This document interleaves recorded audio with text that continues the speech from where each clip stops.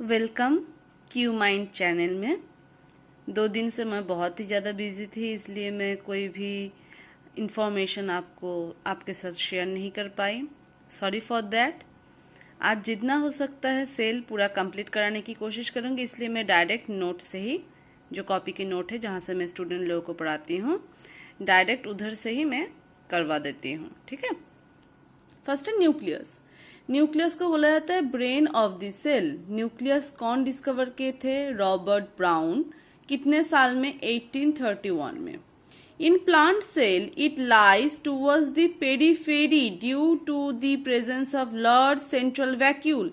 क्योंकि plant cell की बीचों बीच में बहुत बड़ा एक वैक्यूल होता है, जिनके कारण क्या, ये जो न्यूक्लियस होता है थोड़ा साइड में, मतलब सेल मेम्ब्रेन के पास या cell wall and semi permeable membrane की साइड में जाकर वो रहता है। ठीक है, एकदम साइड चला जाता है वैक्यूल के कारण। In animal cell it lies in central position. Central में ही न्यूक्लियस रहता है, और वैक्यूल तो बहुत सारे छोटे छोटे रहते हैं चारों तरफ एनिमल सेल में भी। नेक्स्ट है ये स्फेरिकल होता है, नहीं तो इलिप्टिकल इन शेप। इलिप्टिकल मतलब होता है क्या, जो हम लोगों का सोलर सिस्टम होता है, सोलर सिस्टम का जो पाथ है, ऑर्बिट है, वो इलिप्टिकल होता है। इलिप्टिकल मतलब होता है ऐसे ओवल टाइप का, बट पूरा ओवल ना हो। ठीक है, उसे इलिप्टिकल बोला जाता है। नेक्स्ट है न्यूक्लियस। न्यूक्लियस के अंदर का पार्ट बोल रही हूँ। ये न्यूक्लियस एनवेलप, पूरा को न्यूक्लियस एनवेलप बोला जाता है। पूरा जो तीनों चीज इधर देख रहे हैं, ये तीनों चीज को मिलाकर न्यूक्लियस एनवेलप बोला जाता है। क्या? Inner membrane, perinuclear space and outer membrane, ये तीनों चीज को मिलाकर बोला जाता है न्यूक्लियर एनवेलप। एंड जो अंदर में, न्यूक्लियस के अंदर में जो जेली लाइक सब्सटेंस होता है, उसे बोला जाता है न्यूक्लियोप्लाज्म। न्यूक्लियस के बाहर और सेल मेम्ब्रेन के मतलब बीचों बीच जो बिट्वीन में होता है, उसे बोला जाता है साइटोप्लाज्म। लेकिन न्यूक्लियस के अंदर जो होता है उसे बोला जाता है क्या? न्यूक्लियोप्लाज्म। न्यूक्लियस के साइड में जो अटैचमेंट में रहता है स्मूथ एंडोप्लाज्मिक रेटिकुलम। देखिए, इसमें कोई राइबोसोम का डॉटेड नहीं है। नेक्स्ट है ये जो डॉटेड दिखाई दे रहा है, वो है राइबोसोम। हेटेरोक्रोमाटिन, इसमें क्रोमाटिन मटेरियल है, मैट्रिक्स है। नेक्स्ट पेरी न्यूक्लियर क्रोमाटिन है। न्यूक्लियोज है, क्योंकि मैं बोली थी न्यूक्लियस के अंदर में न्यूक्लियोज होता है। नेक्स्ट है इंट्रा न्यूक्लियर, ये है राफ एंडोप्लाज्मिक रेटिकुलम, मतलब RER जिसे बोला जाता है। और ये जो मैं बोली थी कि छोटा छोटा पोर्स होता है, जिनके अंदर से क्या, बाहर, अंदर से बाहर, बाहर से अंदर कोई भी जेनेटिक मटेरियल्स पास होते हैं, तो उसे बोला जाता है। तो ये इंपॉर्टेंट पार्ट था न्यूक्लियस का, इसलिए मैं ये दिखा दी। नेक्स्ट इंपॉर्टेंट पार्ट है क्रोमोसोम। क्रोमोसोम कौन डिस्कवर किया? कार्ल विल्हेम वॉन नेगले 1842 में। नेक्स्ट क्या है, उनके साथ और एक साइंटिस्ट थे, उन्होंने भी क्रोमोसोम के बारे में और डिटेल्स में डिस्कवर किए थे। डिस्कवरर जो है ये थे वैन बेनेटर 1883 में। क्रोमोसोम क्या है? एक thread like uniformly distributed structure है, जो कहाँ रहता है? न्यूक्लियोप्लाज्म, मतलब जो जेली लाइक सब्सटेंस न्यूक्लियस के अंदर रहता है, उसे बोलते हैं nucleoplasm. They are only observe in the interphase stage. जब स्टेज होता है, न्यूक्लियस का एक स्टेज होता है, जब वो डिवाइड होने के लिए, डिवीजन होने के लिए जाते हैं, तो इंटरफेज स्टेज में क्रोमोसोम दिखाई देता है। During the cell division, chromatin strings and get divided into various smaller, thick and consolidated form known as chromosome। ये जो chromatin string होता है, एक एक भाग होकर क्रोमोसोम तैयार। Matrix plus chromonemata equal to chromosome होता है। क्रोमोनिमेट में क्या होता है? क्रोमोनिमेट में 2 क्रोमाटिड रहता है। ठीक है, अच्छा। क्रोमोसोम, ये पूरा क्या है? क्रोमोसोम है। ये एक क्रोमाटिड है। क्या है ये? टेलोमर। ये है सेंट्रोमर, ये है टेलोमर, मतलब जो लास्ट की पूछ वाला जो निकला है वो टेलो, बीच में सेंट्रो। क्रोमाटिड एक को बोला जाता है। क्रोमाटिन फाइबर ये है, ठीक है। ये सुपर कॉइल है, इसमें देखो सब ज्यादा एक जगह जुटे हुए हैं, एक जगह है। इसको जब ओपन कर रहे हैं तो कॉइल, सुपर कॉइल से कॉइल, कॉइल से फिर और इसको खोला जाता है, तो ऐसे डीएनए स्ट्रक्चर तैयार होता है। ये है हिस्टोन, हिस्टोन के बाद ये डीएनए स्ट्रक्चर, ठीक है। तो ऐसे ये एक एक पार्ट होता है। तो इनमें मेन क्या होता है, स्टोर रहता है genetic information, transfer of character from the parents to next generation.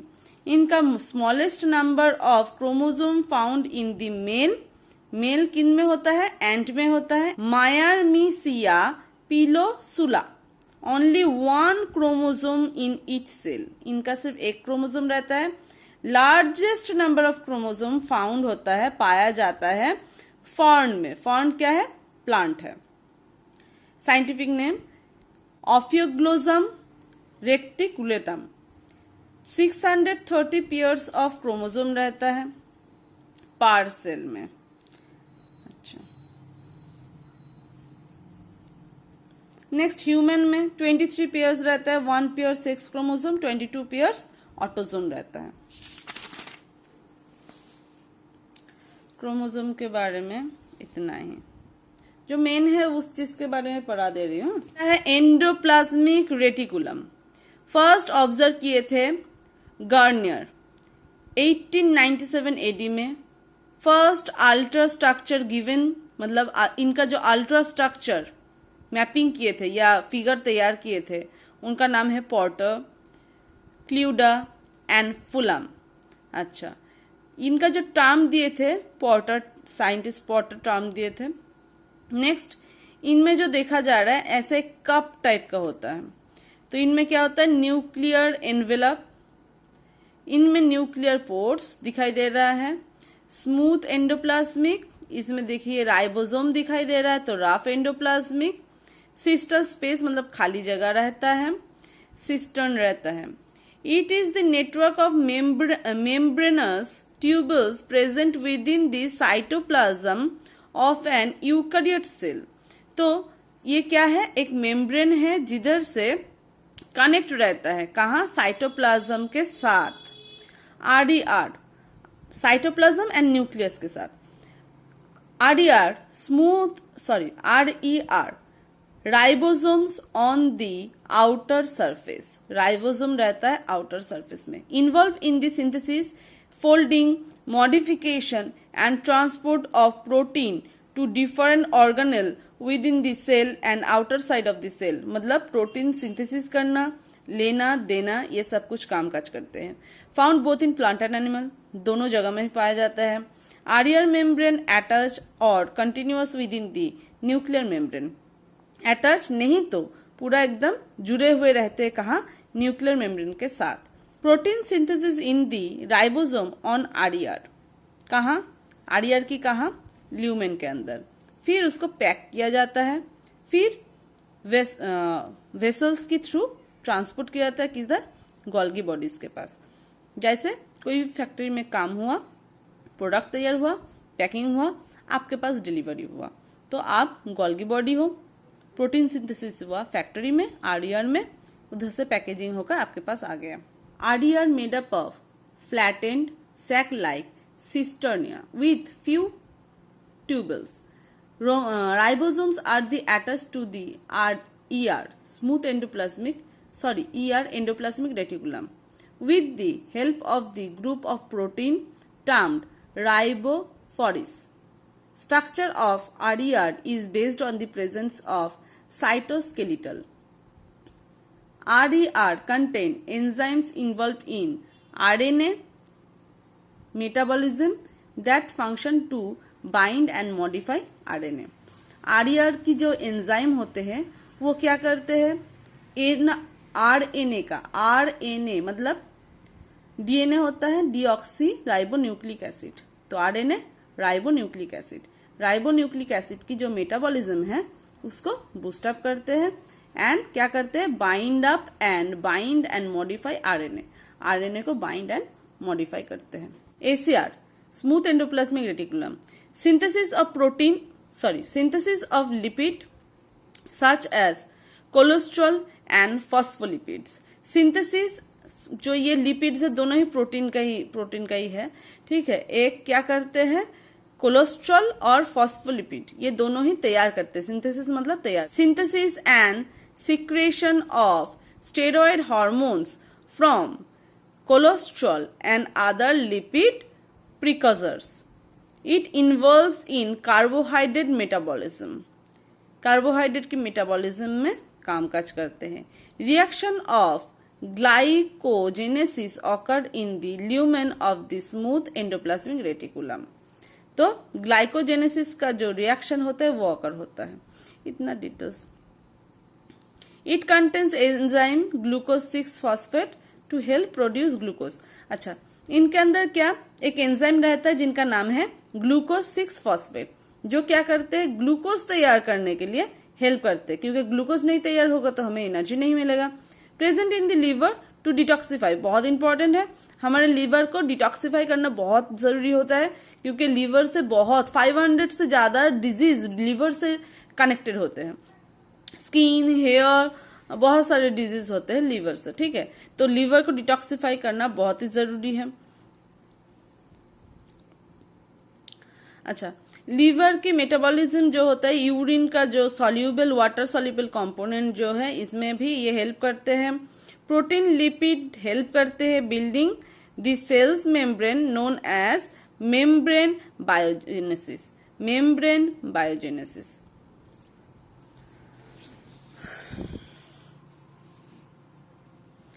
Next, Golgi apparatus. Golgi apparatus कितना सुंदर दिखने में होता है, ऐसे ऐसे फोल्डेड फोल्डेड फोल्डेड फोल्डेड। ये होता है सिस फेज। अच्छा, ये होता है इनकमिंग ट्रांसपोर्ट वेसल्स, ये ल्यूमेन। ये आउटगोइंग ट्रांसपोर्ट वेसल्स होता है, ये ट्रांसफेस होता है। तो एक एक पार्ट होता है। तो नेक्स्ट फर्स्ट क्या है, ऑब्जर्व कौन किए थे, जॉर्ज 1867 में एडी में, ठीक है। मॉर्फोलॉजिकल डिटेल्स इनका दिए थे। मॉर्फोलॉजिकल डिटेल्स कौन दिए थे, कैमिलो गोल्गी, उनके ही नाम से ये नाम पड़ा है, कैमिलो गोल्गी। गोल्गी एपरेचर्स 1898 एडी में। ऑल्सो नोन एज लिपोकॉर्डिया और आइडोजोम और डाल्टन कॉम्प्लेक्स, इनका इतना नाम है, वैरायटी नाम है। Consist of smooth flattened membrane bounded sac like structure call cisternae. इनमें सिस्टर्निया रहता है, मेम्ब्रेन बाउंडेड, ये है सिस्टर्निया, ये जो मेम्ब्रेन है उसको बोला जा रहा है।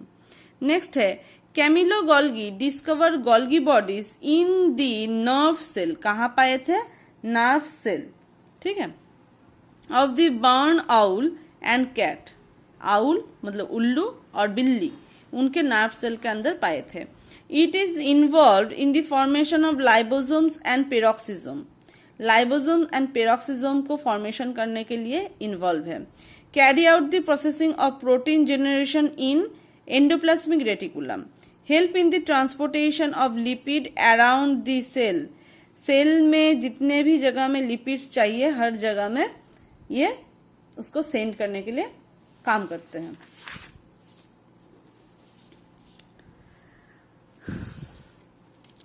बहुत इंपॉर्टेंट है माइटोकॉन्ड्रिया। माइटोकॉन्ड्रिया में 80% प्रोटीन रहते हैं।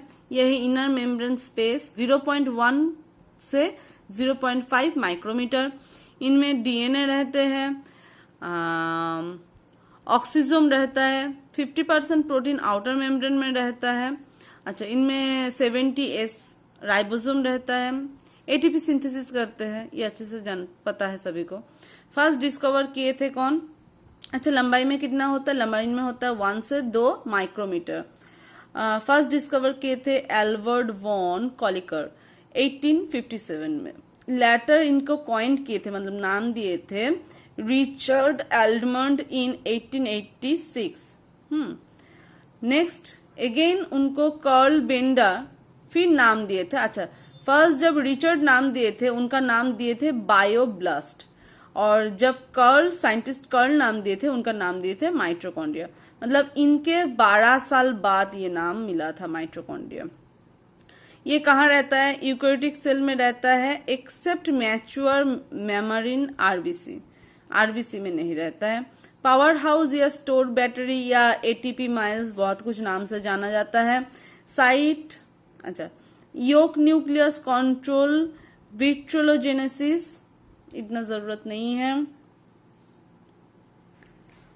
Granules of protein phosphate and divalent, divalent मतलब क्या, 2+ मतलब क्या होता है, 2 इलेक्ट्रॉन दे दिए हैं, ठीक है। Mn and Mg, magnesium and manganese. अच्छा, 70S राइबोसोम। Mitochondria have the own DNA and ribosome, therefore they can make some of their protein. Major site of the cellular respiration, क्योंकि इधर ही रेस्पिरेशन होकर एनर्जी फॉर्मेशन होता है। Vacuole, vacuoles क्या है, इनको ऑब्जर्व किए थे स्पेलेंजेनी 1776 में प्रोटोजोआ के अंदर। वैक्यूल्स के अंदर क्या रहता है, वेस्ट प्रोडक्ट्स रहते हैं, और क्या ये ज्यादातर प्लांट के अंदर पानी भी कंटेन करके रखते हैं। ये क्या करते हैं, maintain internal hydrostatic pressure and turgor with in the cell, क्योंकि टर्जिडिटी नहीं रहेगा तो प्लांट ठीक से अपने पोजीशन में अपने सेल को नहीं रख पाएगा, प्रॉब्लम हो जाएगा। Maintain an acidic internal pH, pH मतलब पीएच बैलेंस जो होता है। Containing small molecules by increasing in size allow the germinating plants or its organs such as leaves to grow very quickly and using up mostly just water, ठीक है। मतलब क्या है, अपना साइज को बड़ा करके क्या करते हैं, जर्मिनेटिंग प्लांट्स को अलाउ करते हैं, प्लांट्स को जर्मिनेट करने के लिए, और उनका जो ऑर्गन्स है, उनका ऑर्गन्स मतलब लीफ को भी ग्रो करने के लिए है। प्लास्टिड के बहुत सारे टाइप होते हैं, उनके बारे में जानकारी दे देते हैं। Etioplast, chromoplast, chloroplast, leucoplast, amyloplast, elaioplast, proteinoplast. Etioplast, crystalline prolamellar bodies, precursor of chlorophyll. Chromoplast, pigment synthesis and storage. Chloroplast, photosynthesis, lipid synthesis. Leucoplast, synthesis of fatty acid and amino acid. Amyloplast, storage of starch and sugar. Elioplast, storage of lipid and oil. Proteinoplast, sites of enzyme protein activity. Protein activity नाम के अंदर ही है। Amine मतलब sugar starch, नाम के अंदर ही है। Chlorophyll जानते ही हो कि फोटोसिंथेसिस के काम आते हैं। Lipid synthesis. ल्यूक्लोप्लास्ट जो व्हाइटिश जितना फूड है उनके अंदर, जैसे आलू, ये सब चीज में फैटी एसिड एंड उनके साथ साथ एमाइनो एसिड। क्रोमोप्लास्ट और जितने भी कलर पिगमेंट होता है, टमाटर, गाजर, ब्रिंजल, सब पिगमेंटेड करते हैं, सिंथेसिस करते हैं, स्टोर करते हैं फूड। तो ये सब हो गया। हाँ, जो येलोइश कलर का ऑयली दिखाई देता है, उनके अंदर क्या रहता है, उनके अंदर ऑयल लिपिड्स तैयार होता है, तो एलियोप्लास्ट रहता है। तो इतना वैरायटी प्लास्टिड होता है। थैंक यू, जो मेन है सब कुछ पढ़ा दिए। आशा करती हूँ आप सभी लोगों को अच्छा लगेगा। Please like, share and subscribe करना ना भूलिए। Thank you, have a nice day.